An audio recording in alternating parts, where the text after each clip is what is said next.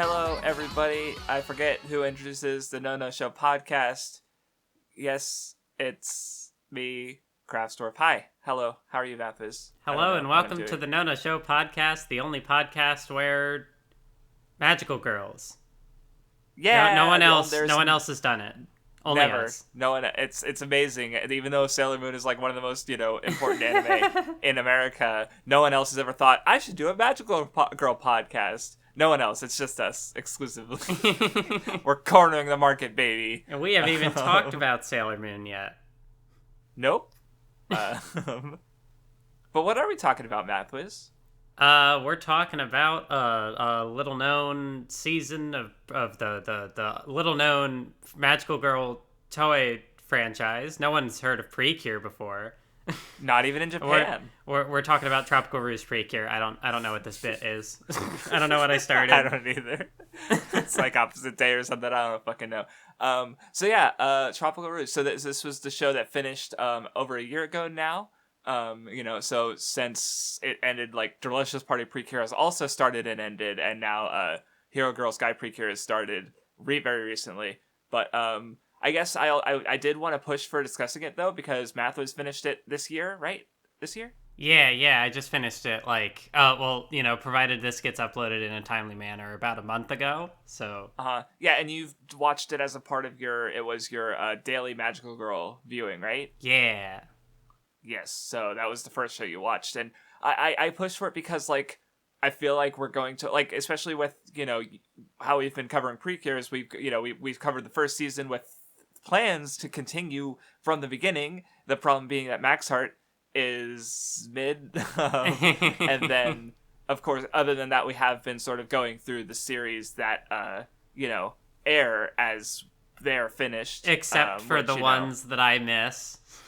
As they're finished, which doesn't just mean me finishing it means you finishing it, because I've been able to keep up. I've pretty much been keeping up with Precure weekly since the start of Healin Good, because I did go back, like I didn't keep up with Star Twinkle all the way, but since Healin Good, Tropical Rouge, and Delicious Party, and now Hero Girl, I have been keeping up weekly. So I guess, I want to bring that up with discussion where it's like, Mathwas' viewing is staggered. I just straight up haven't fucking touched the show in over a year.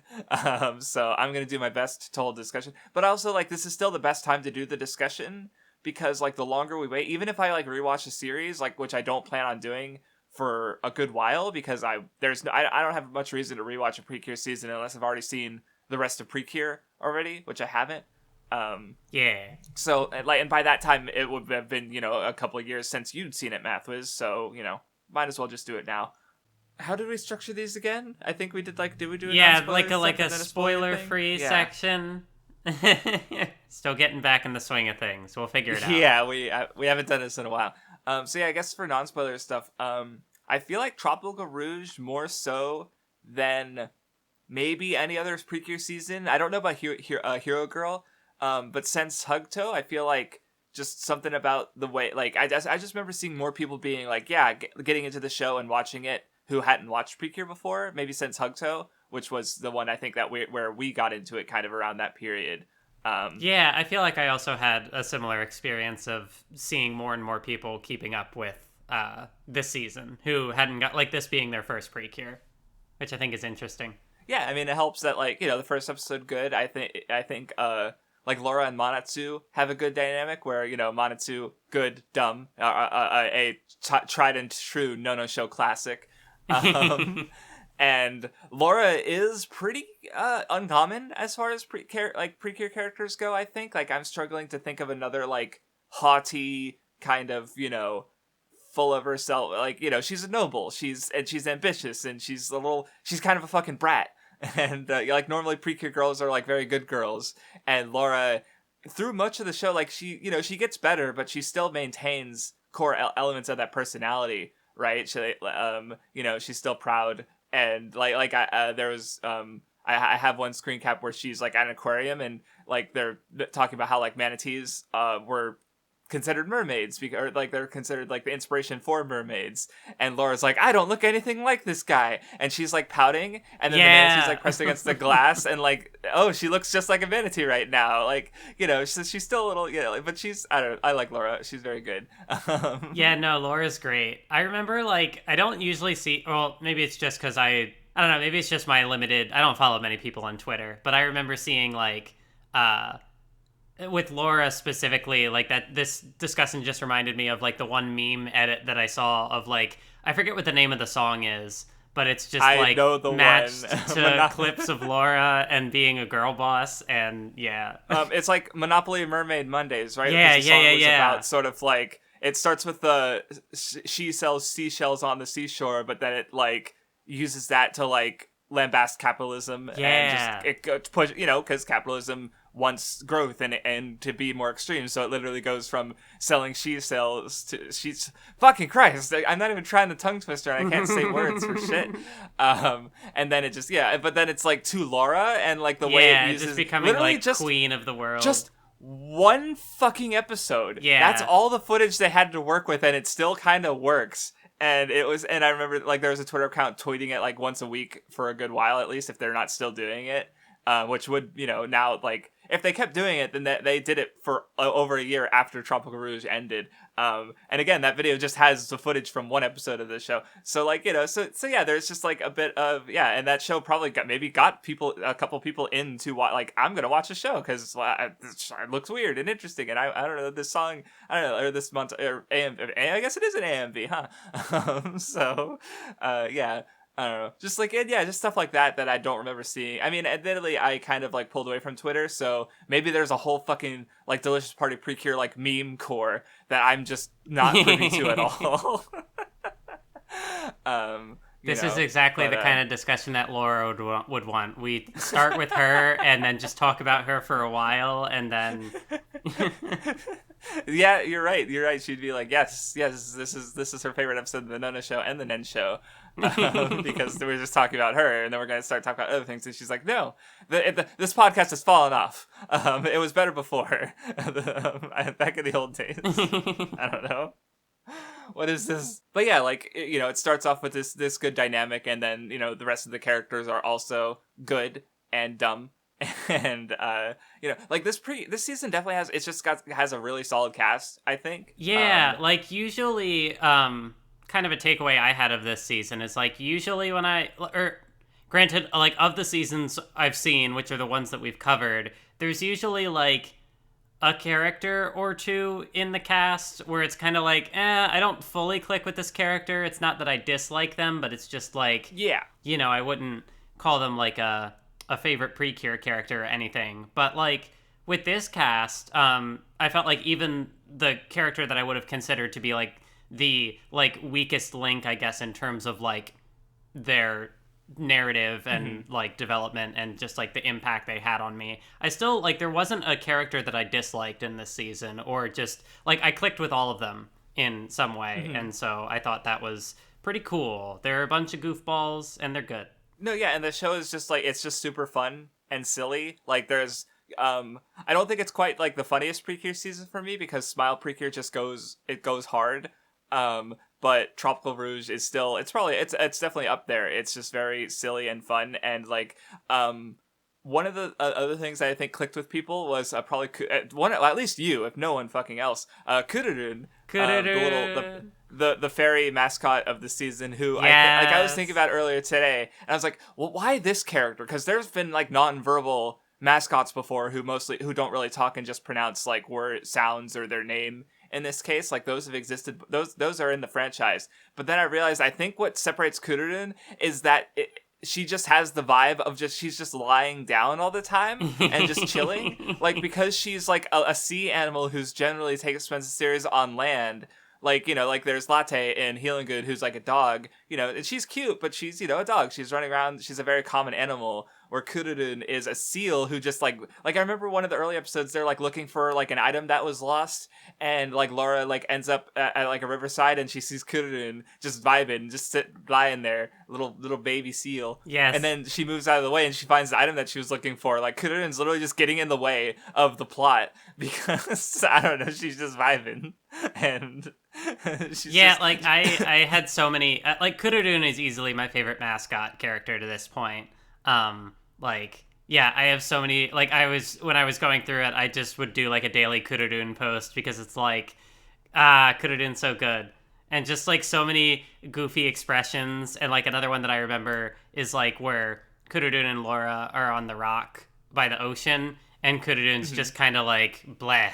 And I put I sent you the screen cap, but you can probably think of it. Like just so many good expressions, or like, you know, there being jokes of like one of my, well, I guess I don't want to get too into spoilers, but just like cut it. Well, yeah, and I think as far as like characters go, like Healin Good actually had, the fairies are pretty good. Like they have their own conflicts and art in episodes and stuff. And like, you know, so there'll be fairies with more like character stuff going on, but Kururun is just pure vibe, and it's really good. Yeah. You know, I can't like, you know, because it's just Kururun just doesn't speak a lot, but she's still like really great because yeah, it's just the aura and the energy and the vibe is just perfect. And yeah, like sometimes I feel like the mascot characters can I guess it entirely just depends on like what the vibe of the mascot is and my personal tastes, obviously, but like some of them can have little moments where it's like the one like Porun in Futariwa, where they're just like whining a lot of the time and kicking and screaming because they're like a child. Yeah. Or yeah, you know, right. just like other mascots where it's like it doesn't quite click with me, or even like I remember Fua from Star Twinkle, like it just even though I like mostly clicked with that mascot as well, I think there were kind of moments where it's like, oh my god, make it stop. Like the one episode where it's just all the Fuas. Yeah, and I was gonna say, because I was thinking about it, and like I don't know, Precure definitely like hit a stride with the mascots at some point. It was not at the start. I don't know what I don't know. I haven't watched a lot of the earlier ones, so I'm not sure which one I'd say is like, yeah, this was the first like Precure mascot that was really good. But I was just thinking like lately, like I can't think of a bad one from the last few seasons, except for I guess I guess Star Twinkle Purin's was more of like the mentor than the mascot, but he's still, I guess so, because he's like whatever. And Fua, I think Fua's base design is fucking really good and cute, and then it turns into the fucking unicorn thing, and I just do not like it at all. Like I just like such a fucking downgrade as far as the design goes, which is really unfortunate. But other than that, Fua's fine. You know, and so like I don't know, I think I wasn't big on the mascot in Precure a la mode, but that was also like my first Precure season. But yeah, it's just like for, you know, at least for the last like most of the last decade or so, they've been pretty fucking good. You know, but I haven't, and Kururun is just another good one. And you know, did you ever buy a plush of Kururun, or are you weak? It's still on my list. Like, if I can ever see one at like whenever I can go to a convention or something, or I'm sure there's probably like an online shop, but I'm not good. Yeah, no, and like I don't know. I think I looked at a couple, and if I were to buy one, I would want a Kururun that's like just lying on her stomach, you know, just kind of flat. Yeah. I remember seeing one that was more like swimming, or like the head was sort of facing forward and the tail was facing down, and I'm like, no, I want it to lie down. I want it to just vibe. And it just, you know what it also might be, because like Kururun is a sea fairy, and this season has a lot of like, you know, you get a mix of like Kururun in the water or Kururun on land, and so like you kind of get little moments where like they can just sort of, you know, like float around in the ocean and like slip it. Like I remember I have a screen cap of like Kururun just like slipping under a whale that just, you know, goes by. Just I guess like a lot of like freedom of movement and different, or you know, just kind of like even like on like the surface of the water, just kind of relaxing, you know, like just Kururun's iconic. That is the main takeaway from this episode. yeah, you can stop listening, guy. Thank you. We're not done, but you're done. You've gotten all that you need to out of this episode. I don't know. But yeah, we have. I feel like we've spent more time talking about Kuruden and mascots than we have now Laura's like pissed off because she's like, why? But yeah, Minori is good. Glasses, smart.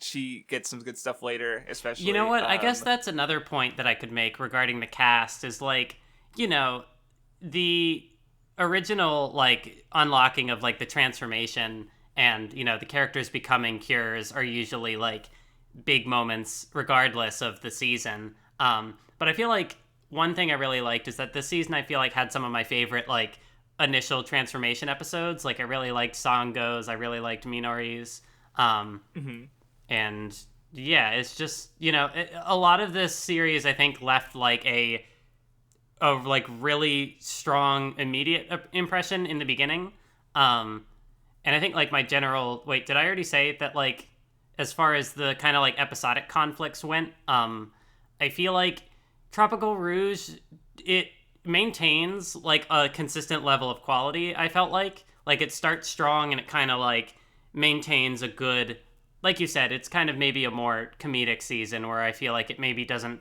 quite have the same like emotional or narrative highs that some other seasons do. But I know, going through like Hugto or Star Twinkle, I remember there being kind of like some Precure seasons kind of like start slow and like really hit their stride more towards the end.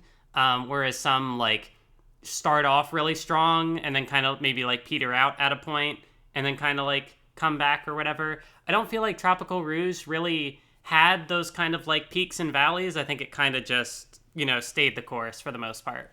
Yeah, for me at least, like if there was a valley, I guess it's that I was kind of looking for more or hoping for more from just like, the narrative and writing for the ending. Yeah. Where it's like, I feel like because the general episode the vibe, the humor is like really strong, but narratively, writing wise, like even though the characters are really good, like it didn't quite hit for me. Where I feel like it's almost like the opposite of like Star Twinkle in a sense, because where Star Twinkle I was kind of not feeling it for a good while. Like I liked it, but I wasn't like, this is a really good Precure season until it got to the fucking last core or so where it just fucking decides to, it just like everything clicks into place for me and it just goes hard and I'm like, this is like one of the best fucking endings to a Precure season I've ever seen. Yeah, this is insanity.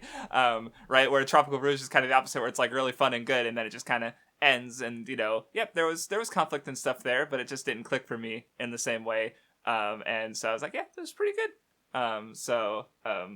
But yeah, and like I was gonna say, like Sango is, I think she's maybe my least favorite of the five characters, even though she's also good, but I do really like her design, her Precure design. Yeah, I just really like the take on the sailor uniform, and it's very cute and good. And then Asuka is cool and tough, and God has a good kind of, like I remember you picked up on some stuff early on in regards to where conflict would go. And it went that way. I picked up on it early on, and then waited and waited and waited, and then it came. But it was part of that, like I artificially stretched out the length of the wait because I didn't watch it for so long.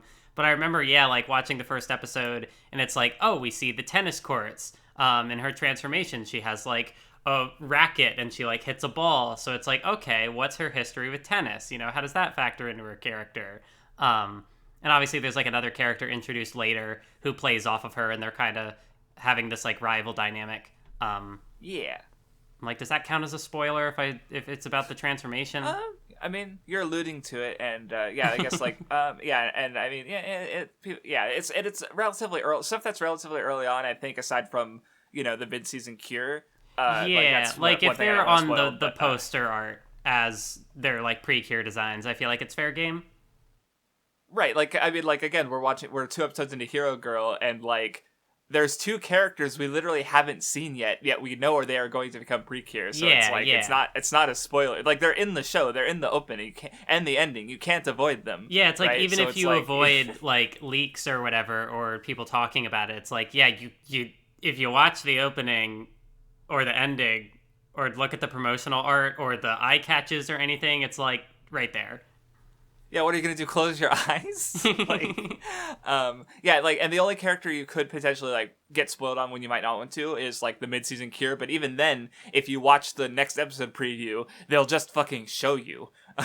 So It's like, you can't escape unless you. I mean, the next episode preview is the easiest part to skip, but it's still, it's in the show. But anyway, I think also, just like on like a visual front, I felt like just in the general sense of like the transformations and the powers and whatnot, like how every battle kind of ends with that like victory pose, and then the enemy just exploding, and it's like, yo, this is it's so cool. Well, and they continued the expression of joy even after the enemy just fucking dies, and they're like they're sitting there with a big smile on their face, and their eyes kind of doing the arrows inward, like, yay, the death and destruction, woo. Yeah, I don't know. It's a mood. I'm trying to think if there are like any other more general points. I guess, how did you feel about the antagonists for this season? I generally thought they were fine. I think the one I got the most out of was Elda, because I felt like she had a good contrast with Minori with regards to sort of like childishness and childish things. I would also probably agree that I think she was the strongest and had some of the strongest like narrative episodes. Yeah, but I guess aside from that, it's like, again, the writing and the narrative didn't super click with me, and the antagonists are inherently kind of a big part of that by virtue of being like counterpoints to the protagonists, like the stuff about like motivation versus like sloth that was established pretty, like that's like the core mechanic of this, like because a lot of Precure seasons like literalize their theme. In this case, they had like the bad guys steal the motivation energy, and the result is people that are like slothful and lazy and can't do anything. Right, so that, but then like the rest, to not spoil it, like the actual like final conflict of the show also involved like, there was the stuff with the memory, and then there was like there was just stuff. It didn't feel like cohesive for me, and maybe that's, or even just like, I mentioned Ella and Minori having like, the childishness, which maybe that could be associated with sloth, but like, I guess like, I mean, and maybe this was a symptom of me watching it weekly, but I feel like, it just, the narrative didn't click together for me in a cohesive whole that would have made me like appreciate the show way more, even though, so overall I like the antagonists, but that was probably something that we could the ending of the show a bit for me, and the antagonists a little bit, even though I still like, especially Elda, I got stuff out of. I felt that the antagonists were kind of like, a good goofy group, but maybe not like they weren't like the strongest, I guess, like emotional contrasts in that way. Right, like compared to like Hugto, where all of the villains like have this through line of, their pain that they've experienced in the past that they're trying to avoid, and and they like how that, treats, how they work into the antagonist group, and it's like, they're really solid, and or like the way the Star Twinkle villains we got more context about them towards the end, and it's just like fuck. So it's like, God. I remember really enjoying Hugto for having like a very linear progression with its antagonist and kind of like this escalating feel to it. But like you can't, like, as with like Star Twinkle, you definitely can have the same band of antagonists showing up, and like they each kind of get their own episodes, and there's not really like a you go one, you do the next. Like I thought that I enjoyed these antagonists. I like the fucking chef crab.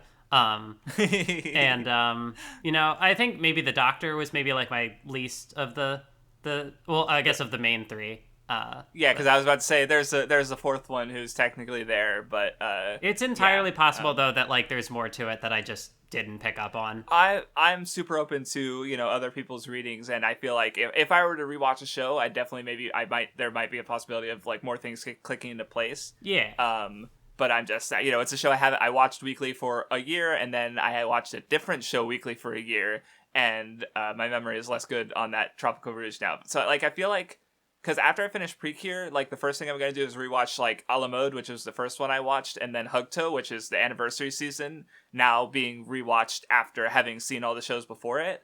But after that, like I plan on rewatching like Heart Catch was another one I watched pretty early on, and then I do want to rewatch all the ones that I watched weekly. So, and that includes Tropical Rouge at some point. But one day I'll probably rewatch it and get more out of it, hopefully. I have decided that when I'm editing this, I am going, like, if I can't think of anything to do for footage, I'm just going to show more Kurudun. That is fine. I mean, I have screen caps too. I'll send you just in case there's a couple in there. More. Yeah, but like, I mean, I like the way you do the Nono Show where you actually like put visuals on the screen instead of just the same thumbnail for 5 hours of One Piece discussion. Like, so. It's not exactly detailed editing, but it's but it's relevant to what's going on at least. So. I appreciate it. It's a podcast. It's not majorly visual in the first place. But anyway, we're off topic. I feel like we should go into spoilers. So yeah, I think we've kind of covered all we can. So yeah, fun Precure season. I think if you wanted to make it your first, I think it's not a bad choice at all. Even though there are absolutely other seasons I find I like more personally. But like that's the thing honestly with Precure, the only even. If you start from the beginning, I can't really fault that, even if, like, Futariwa and Max Heart are my least favorite seasons by a fair gap, honestly. But really you can't go wrong with Precure to my knowledge, because, like, even the seasons that, like, because I really like a la mode, and I also liked Mahu Sakai, and those are two of the most disliked seasons. Fuck, I also like Delicious Party, and people are mad about that one for some fucking reason. Precure good. God damn it, guys. Whining. All right, anyway, spoilers. Open, we could talk about anything now. I'm like, where to start? I mean, Laura, it's maybe a good start just because she's the mid-season cure, and so she got legs. That's the twist. That's the spoiler. It's they're doing the Little Mermaid. I mean, this was definitely a more enjoyable take, I think, on a spin on the Little Mermaid than 2022 Netflix film bubble. I'm allowed to be toxic for once. But yeah, no, Laura's, becoming a Precure, because, like, her whole thing was, like, she wanted to be queen, but she was, I'm going to have other people do it for me, and you're going to be Precure, you're going to save the fish place, and I'm going to become queen because of what you did. And, but then it's like, no, she needs to literally walk on her own feet, and, find her own strength, and fight alongside them, and it was, good. And then, of course, in Tropical Rouge fashion, it follows up her, like, self-actualization with, like, the episode where she's goes to the human school, and she's like, and I'm just looking at my notes, and it's like, geography hard, Japanese history hard, kneeling is hard, and of course she can't fucking swim with human legs, which is that, that was a great episode. That fucking sent me, because she was so confident, like, yeah, I'm gonna swim the shit out of this fucking bitch ass pool, and then she just fucking dies because human legs she can't even, and it's so good. I think, she's good. This show just had, like, so many really good gags. I think probably one of my favorite gags in the show was, basically just my favorite episode in the show, I think, was, like, you get all the little, like, short stories compiled in an episode. Yes. And I think my favorite gag in the episode was when you get Kurudun's magical girl transformation. And it's such a good gag. I love it.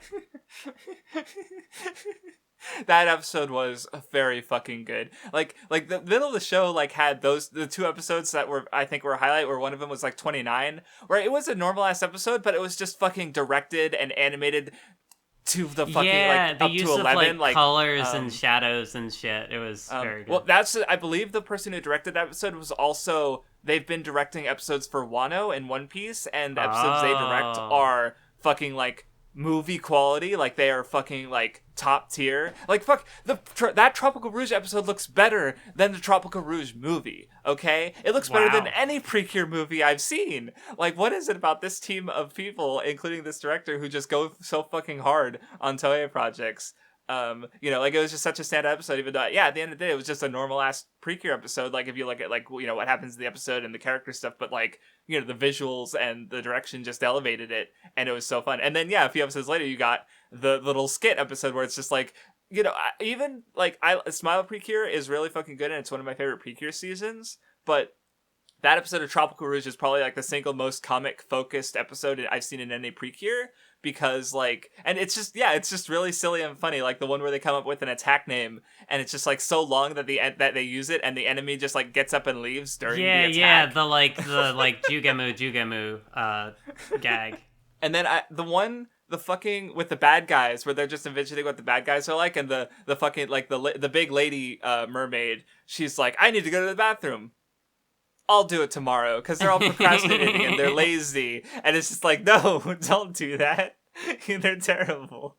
Like, just, I don't know, it was just such a fun episode. Yeah, it's absolutely a great, it's such a good contender for one of the best, for the best in the show. Also really appreciated the way that they integrated the crossover, because, like, yes, you know, I haven't seen Heartcatch yet, which is why I didn't watch the movie, but I liked how they integrated it with, like, oh, you know, the Tropical Rouge girls are, like, looking for, like, the legendary Precure or information on it or whatever.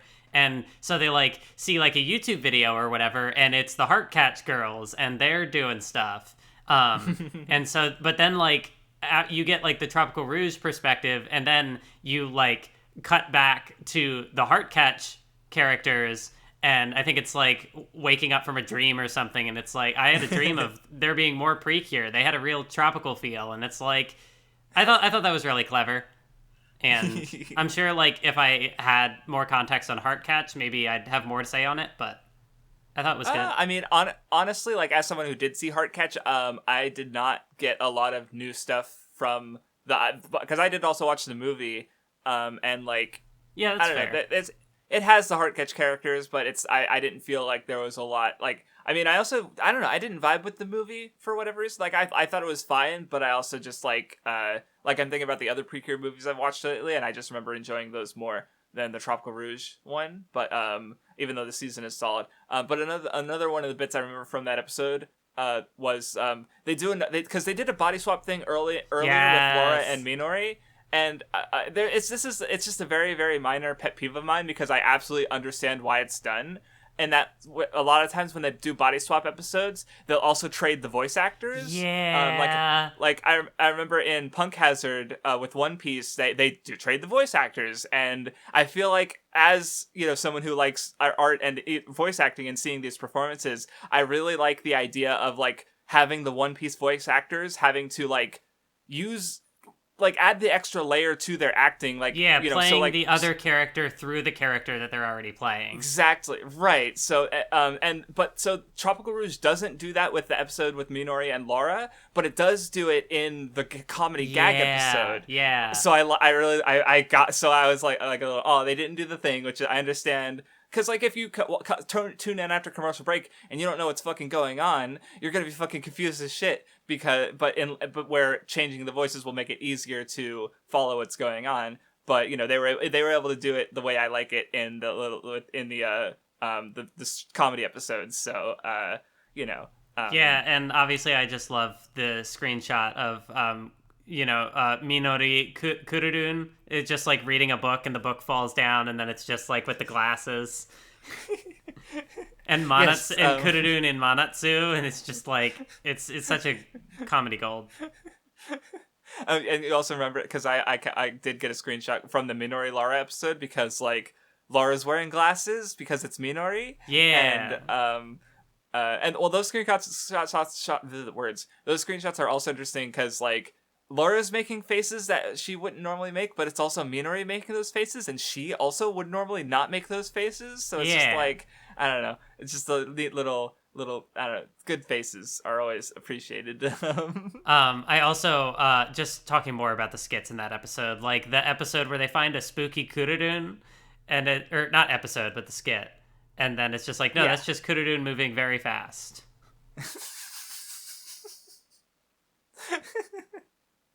Kururun's so powerful. But to talk about other things, I did want to talk a little bit about, a little more in detail about some of the, like, Cure, like, awakening episodes. Like, I was kind of surprised that, I think some of my, like, my favorite characters among the cast this season were probably, like, Minori and maybe even Sango. Just, you know, because it's usually, like, I don't think the blue and, like, the yellow Cure are typically, like, you know, because it's, like, sometimes the characters fall into certain archetypes, and I've gone on record saying that, you know, pink-haired disaster girls are just my brand. But, like, I really I think more so, like, if I were to talk specifically about how the character was handled throughout the duration of the season, I would probably say that Minori was one of the stronger ones. But I really liked Hmm. Sango's introductory episode. Just the whole thing about, like, her, like, finding her cute.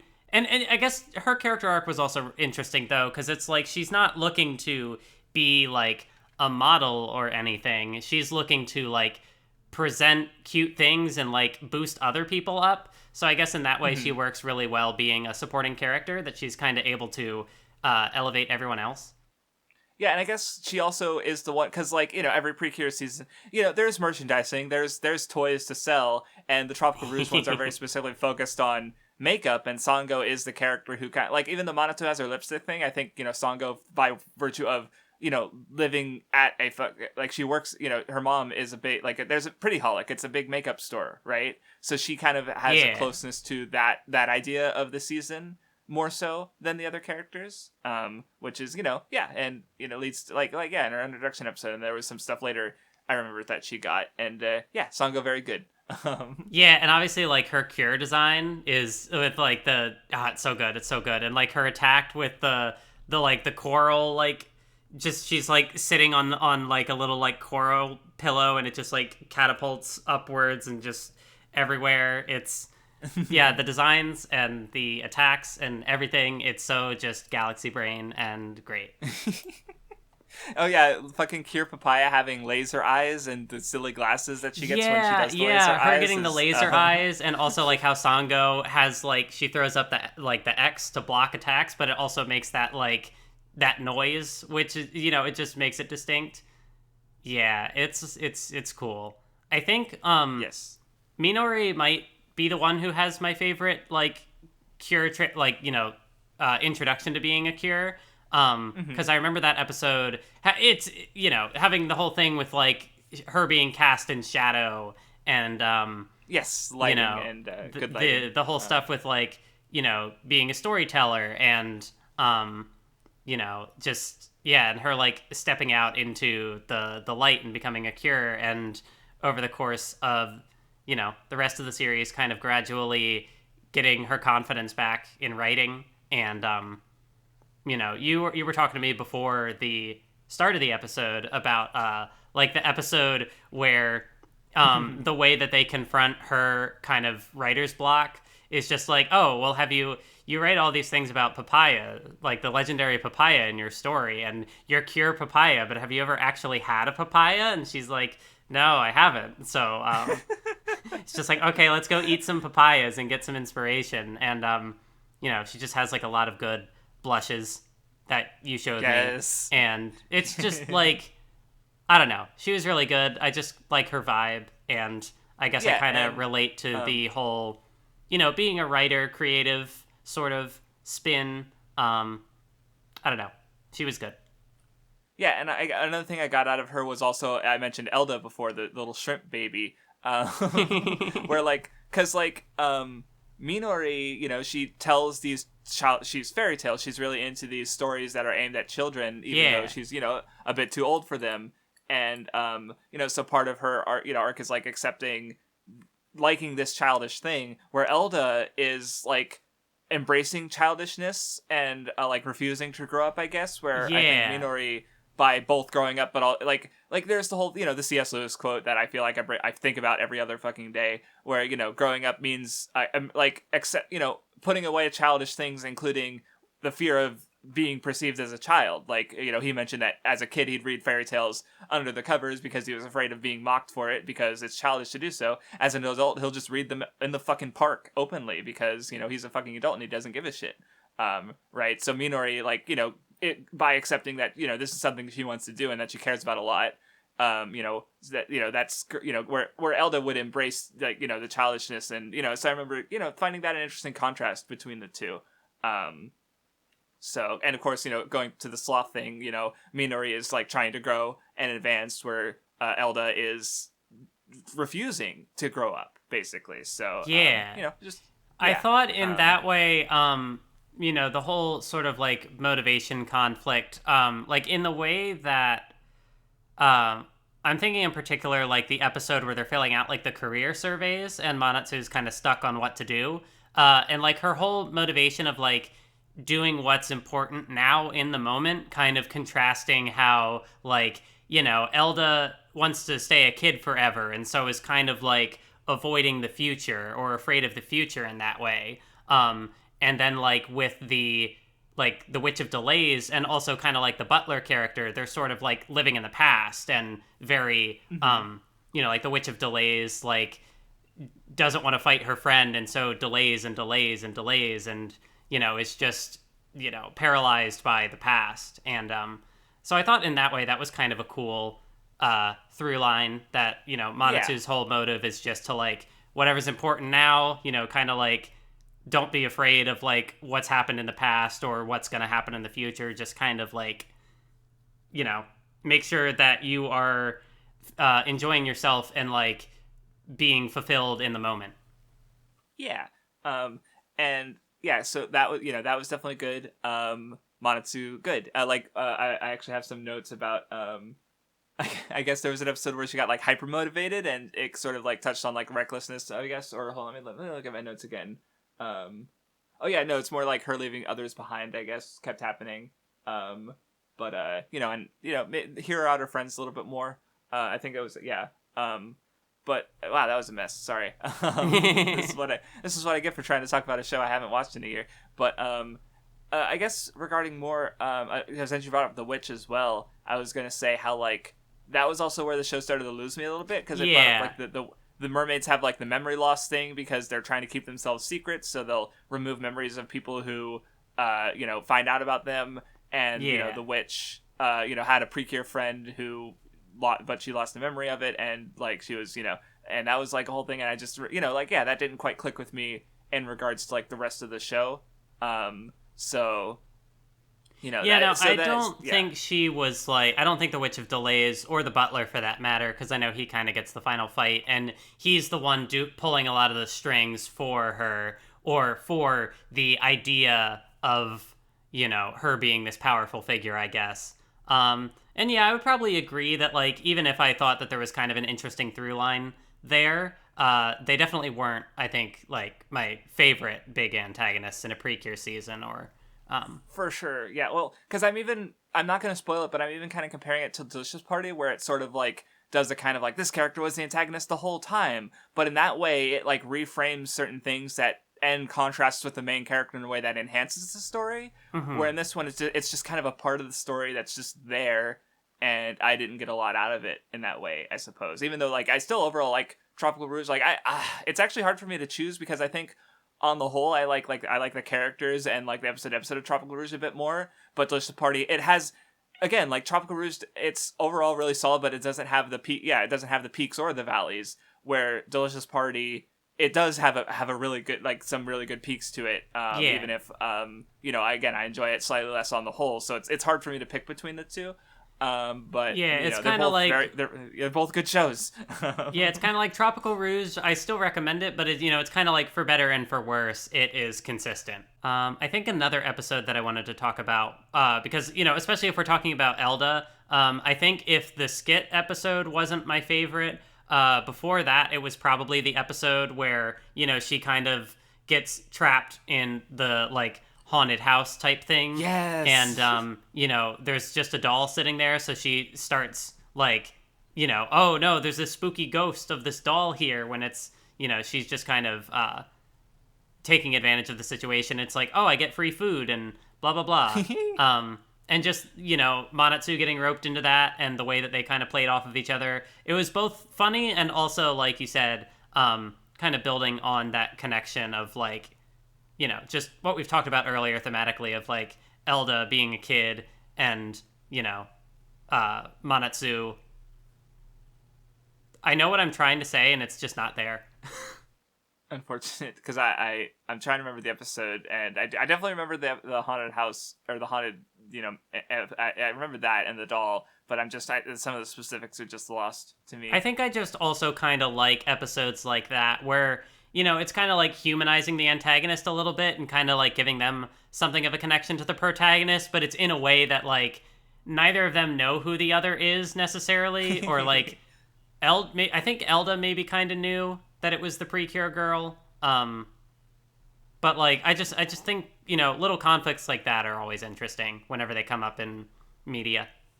No, yeah, I mean, you just reminded me of, like, we talked about it with Princess Tutu, where there's the whole thing where, the characters know different sides of the other through, like, but, and then as they, like, then they meet it, then the different sides become one, and it kind of, they have to completely recontextualize how they feel about this other person because of, so it's like that, similar kind of, like that kind of thing, which, and I do really like that kind of trope in stuff because of the way it sort of, like, plays with the dynamic between two characters by giving them multiple different dynamics through, like, different, personas in a sense.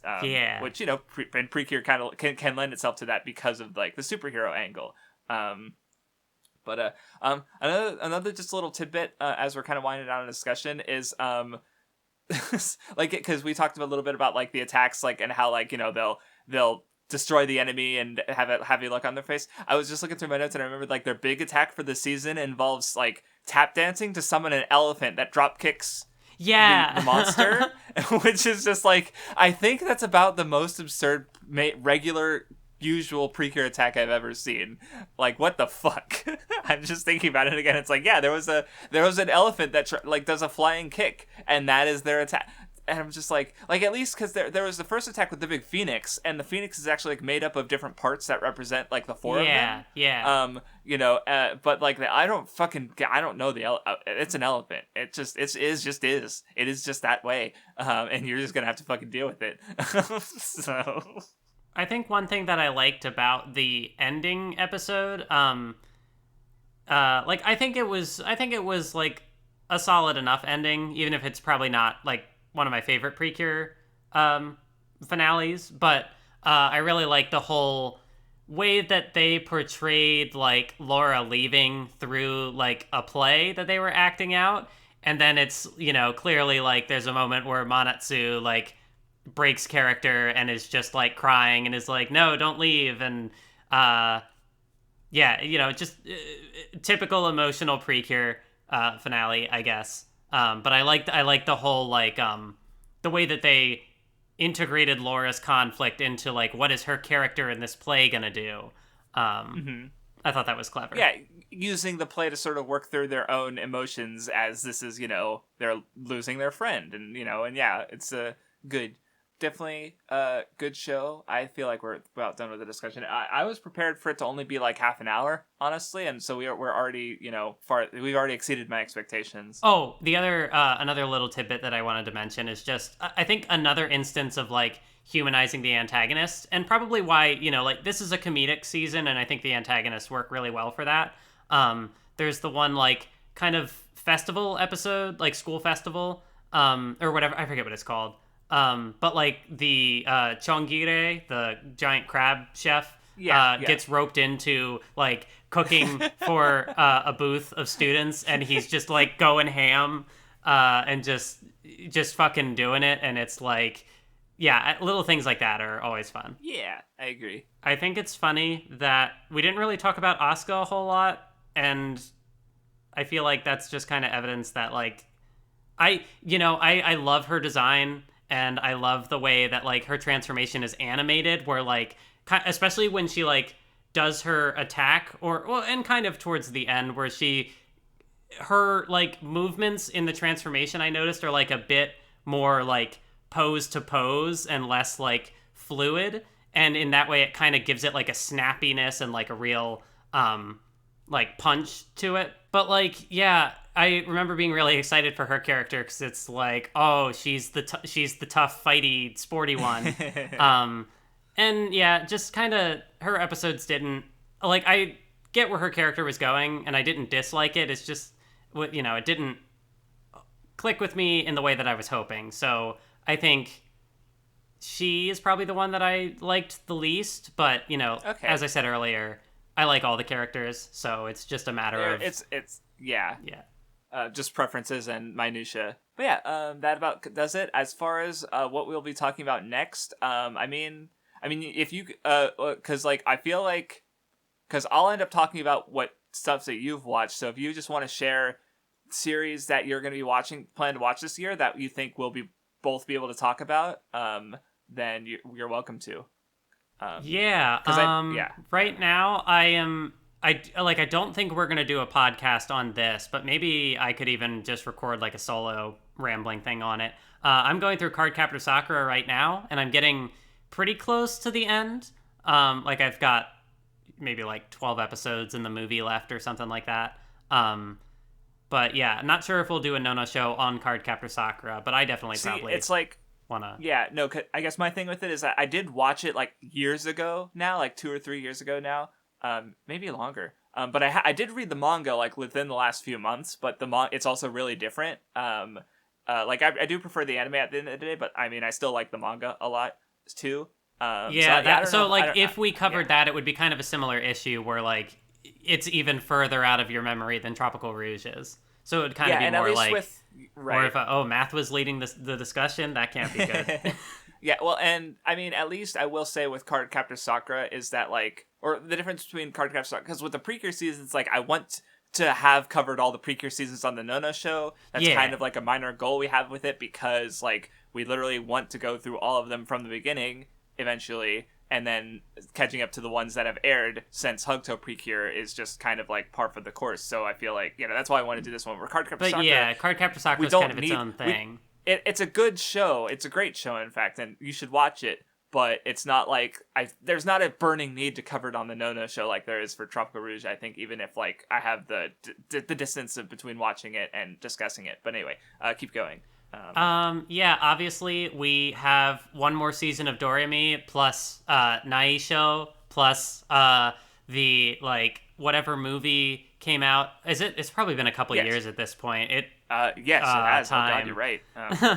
Yeah, because I know multiple people suggest that the best way to watch Nen Show is after season 3, but for the structure of the Nono Show, I think it just makes more sense to watch it in release order, because like that way we'll do the last season, then we'll do Nen Show and the movie in one episode, because they're two shorter things. So I also think like while we were going through Moto, I don't even know if Nen Show was that heavy on my mind. So I feel like even if that was how we wanted to do it, I feel like would have missed the opportunity anyway, just because like maybe you were thinking about it more, but I don't remember. You know what? We probably talked about it in the discussion, and I'm talking out of my ass. It's been a while since we talked about Doremi, and I am really excited to finally finish it. So that's a really important one. That'll be happening definitely in the first half of the year. I'm trying to get to Doremi. How I'm going through it is like a season of Precure, something else, a season of Precure, something else, and kind of like going that way. So I guess with that in mind, so what is the season you're planning to watch after Cardcaptor Sakura? Because I don't know if you're going to watch Doremi after that. Yeah, right now I am trying to fill in kind of the gaps of the, basically I got into Precure with Hugto, but like I said earlier, I missed a couple seasons, and I'm trying to kind of fill in the gaps. So the next one I'm planning to do is Healin Good. Okay. And then I'm probably going to do Doremi after that. So those will probably be the next two we discuss then, is on the Nono Show. The only other one I can think of that we could discuss is Madoka, but even then that's not another one. That's, I love Madoka, but I'm not burning to discuss it necessarily. And also it's been like a year since I watched it even. So I've only seen it like 3 or 4 times, but I've only seen it like 3 or 4 times. So what you're saying is we need to rewatch it and discuss. I don't know. Maybe we'll wait for the movie, because there's supposed to be a 4th movie coming out. So I don't know. Madoka. Yeah, it's not like a pressing need to discuss it. Exactly, right. Where at least with the again, like the Precure ones, like I mentioned. But anyway, keep going. What other? If you want to share some. Max Heart. Not looking forward to that one, but maybe it'll surprise me. Probably not. I don't think so. Remember how you loved in Futurama Precure, where like in the second half where you had that mansion and you had the villains like sort of talking to each other and being assholes, and you loved those scenes. You could not get enough of them. Imagine that, but for 50 episodes instead of 25. No, because the second half of Futariwa was the weaker half, in my opinion. Yeah, and there isn't even a good antagonist like Kiria to make up for it. No. And the new Precure is like easily the least good Precure in those seasons, which actually might make her one of my least favorite Precure ever.